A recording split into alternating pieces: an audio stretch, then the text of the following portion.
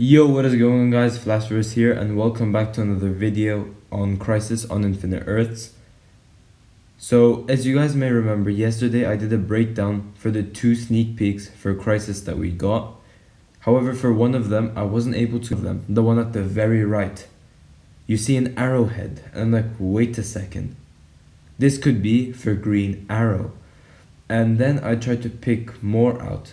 Then I saw the one with like some cowl template, and like you see like in the ear things, it kind of looks like the Flash.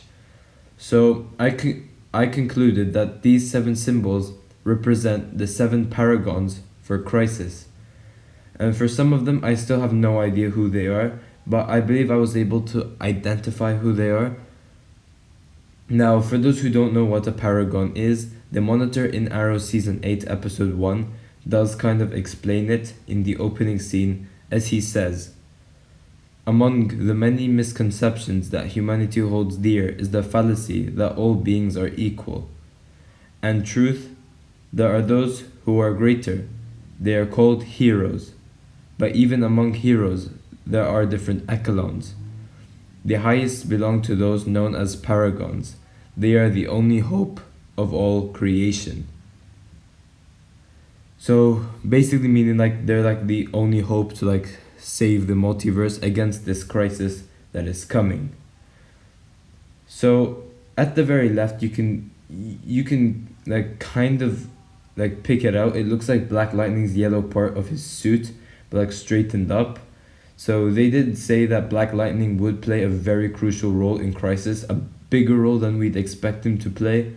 So if they brought him from elsewhere, from Atlanta all the way to Vancouver to join the Arrowverse for Crisis, this would show how big of a role Black Lightning would get.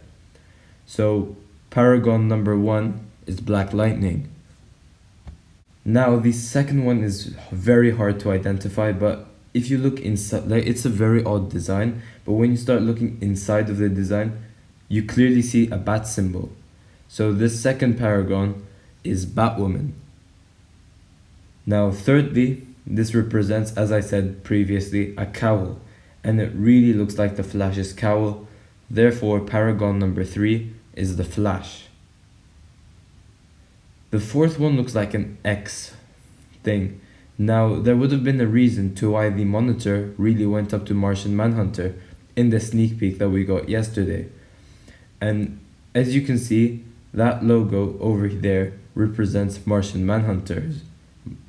Like Martian Manhunter's like, you know, red part of the suit, it kind of looks like that X that's on those symbols. So Paragon number 4 is Martian Manhunter. So the next one, I really have no idea what it is. Now it does look like the indigo lantern thing, the lantern of compassion. So like I have no idea why they would put that, but like the only person that comes into mind when seeing this in the Arrowverse is Ray Palmer, but I really have no idea. However, it could also be Ryan Choi, because like with an unknown character, he really does play an important role in the crossover. So I'm guessing it's not Ray Palmer. This 5th Paragon is Ryan Choi. So the next one I'm guessing as well, it could be Supergirl, but it could also be White Canary. I'm not really sure. But the next one, obviously it's an arrowhead, and that is obviously Oliver Queen, aka the Green Arrow.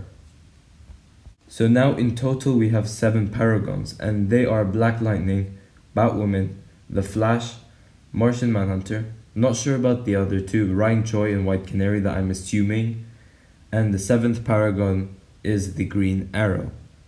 Now, you would be surprised to see like some of these characters are like weaker than others. So how come like characters like Superman or Supergirl aren't Paragons? And that is because Paragons have like specific qualities that they're the best at. So maybe these following characters that I've mentioned have like qualities that are better than the more powerful characters. For example, for these Paragons, I was only able to identify 2 of them though. However, if Lex Luthor was a Paragon, then I would have been able to identify 3 of them. So first off, we found out from yesterday's sneak peek that John Jones, aka Martian Manhunter, has learned to overcome his vulnerabilities. And then the monitor, because he was able to do that, said you have passed the test. Now you are ready for Crisis on Infinite Earths.